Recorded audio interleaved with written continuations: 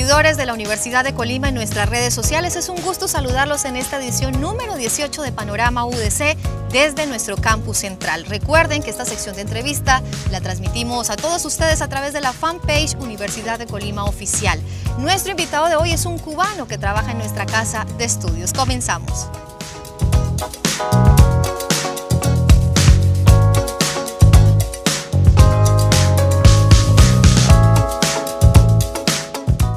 Doctor César Terrero Escalante, qué gusto que estés con nosotros en Panorama. Bienvenido. Muchas gracias, un gusto estar aquí con ustedes. Gracias. Bueno, quiero comentarles que el pasado domingo fue el Día Internacional de la Capa de Ozono. Vamos a hablar sobre este tema de interés ambiental porque el doctor César trabajó 6 años también en el Instituto de Meteorología de Cuba. Pero antes de comenzar de lleno con este tema, pues es importante preguntarte sobre tu tierra. ¿Por qué emigraste de Cuba? ¿Con qué motivos? ¿Qué te interesó, por ejemplo, de venir a México?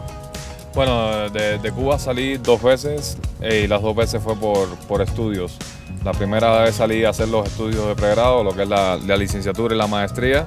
Y en la segunda ocasión, que fue ya cuando me vine a México, fue para hacer los estudios de doctorado en el Centro de Investigación y Estudios Avanzados del Politécnico Nacional en la Ciudad de México. ¿Cómo te sientes en Colima, en México, en nuestra universidad, en esta tierra mexicana? En México, desde que llegué me sentí muy bien, porque México tiene unas relaciones de cultura, no quiero decir culturales exactamente, sino de cultura muy estrechas con Cuba. O sea, sí. Aquí hay una presencia constante de Cuba en muchas cosas y aparte yo conocía a su vez bastante bien sobre la historia y la cultura mexicana antes de venir.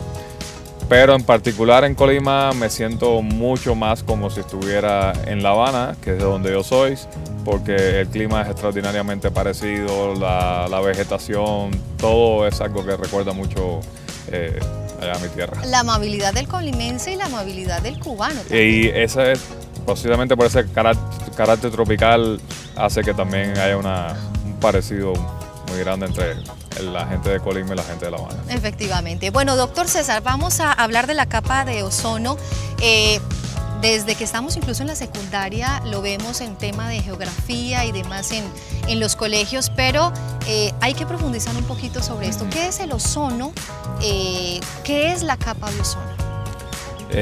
Sí, este es un tema que, producto de ciertos nombres que se le ha dado en la ciencia, cuando se vierten hacia la población general, se malentienden. El ozono es una molécula que está formada por 3 átomos de hidrógeno. La formación más natural que hay con hidrógeno, no de oxígeno. La formación más natural que hay con el oxígeno es 2 átomos de oxígeno formando la molécula de oxígeno, que es la que tenemos principalmente en el aire. Lo que no sabemos es que en este aire también hay otros componentes, entre ellos el ozono. El ozono. Es una cantidad extraordinariamente pequeña. Esa parte de aquí, en la troposfera, que es la parte baja de la atmósfera, la parte en que nosotros estamos, vendría siendo prácticamente de cada 1 millón de moléculas de lo que sea, 6 serían de este ozono. Esto va cambiando según uno va subiendo, ¿sí? Esa cantidad que es pequeña va aumentando según uno va subiendo. Entonces en la estratosfera, entre 10 y 40 kilómetros de altura, hay un aumento, es el aumento máximo de esta cantidad, que sigue siendo pequeña comparada con otras cosas, ¿sí? Pero ahí hay un aumento máximo. Entonces como hay una zona, una capa donde la densidad, la concentración del ozono es mayor, a eso es lo que le llaman la capa de ozono. No significa que sea una capa de la atmósfera que esté integrada exclusivamente por el ozono. ¿Y cuál es su función en nuestro planeta? Y su función es extraordinariamente importante. O sea, todo en el planeta funciona por las características que tiene cada elemento del planeta. O sea, gracias a esta capa de ozono, entre otras cosas, esta capa filtra una parte importante y tal vez no es la más dañina, pero entre la parte más dañina de la radiación ultravioleta.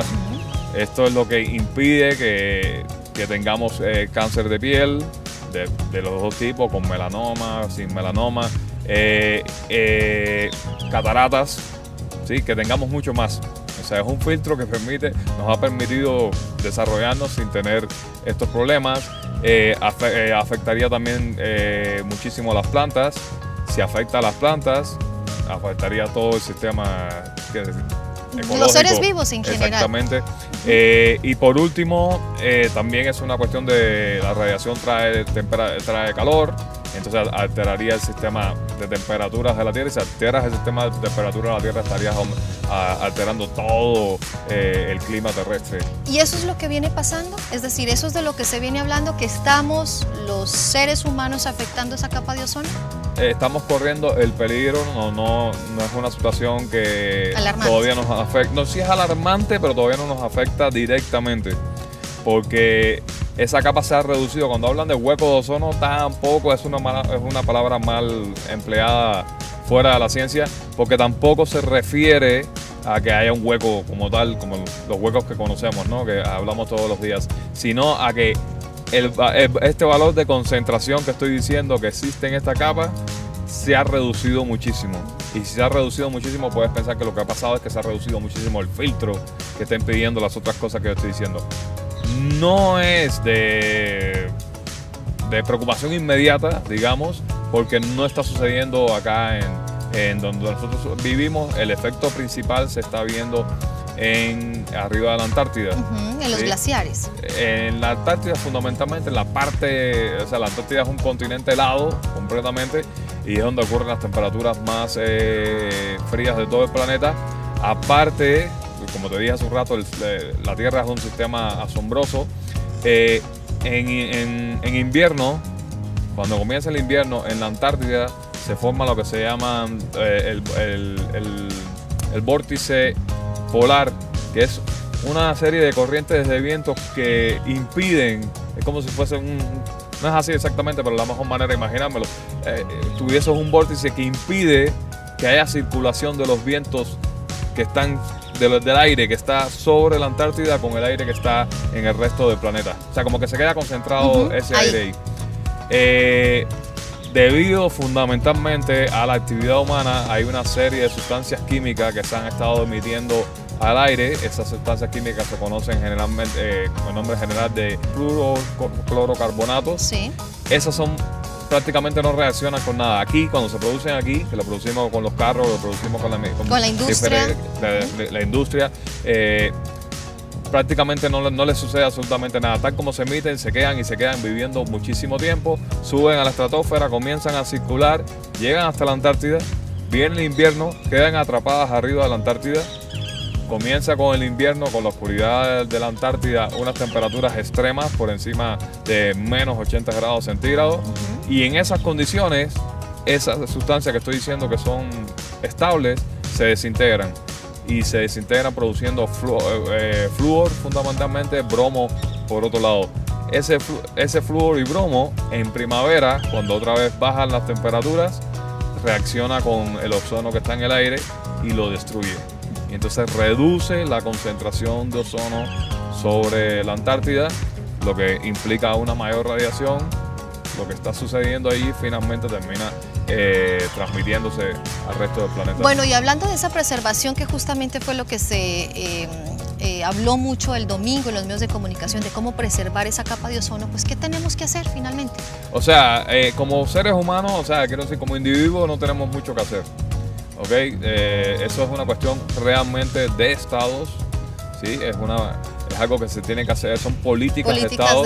Ya se se reconoció, digamos, desde el 92. El problema de la capa de ozono se reconoció en los años 84. Toda la cuestión química ya se entendía bastante bien hacia finales de los 90. Uno de los trabajos más importantes en estas reacciones, sobre entender estas reacciones químicas, precisamente fue un premio Nobel de origen mexicano, Mario Molina, un químico. Luego, ya prácticamente hacia el 2000, el 2002, se comenzaron a firmar convenios estatales. Como individuos, lo que vamos a hacer es presionar a nuestros gobiernos para que cumplan Esas con todas esas políticas que se han establecido. Pues doctor César Terrero Escalante, muchísimas gracias, muy interesante, un tema por supuesto muy amplio, requiere más tiempo, pero era necesario entender un poco qué era la capa de ozono y lo que está realmente pasando actualmente. Muchísimas gracias, doctor César. Gracias a ustedes. A ustedes, amigos, los invito a que continúen viendo cada semana nuestros panoramas UDC, esta sección de entrevista a través de redes sociales. Hasta pronto.